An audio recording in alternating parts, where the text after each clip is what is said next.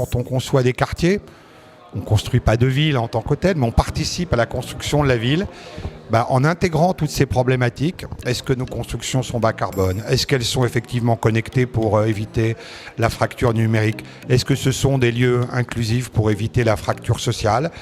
En mettant ces sujets dans la conception de nos immeubles, évidemment, si on y apporte une réponse, on participe à construire la ville de demain, donc on s'y efforce.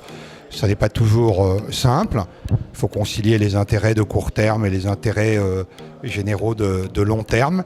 Mais en inscrivant cette démarche dans notre raison d'être, on essaiera d'être très vertueux sur ces sujets. La crise va nous obliger à revoir la manière dont on pense, dont on construit les immeubles. Nous, on va essayer de faire ça, qu'on soit dans notre rôle d'investisseur de long terme ou dans notre rôle de promoteur.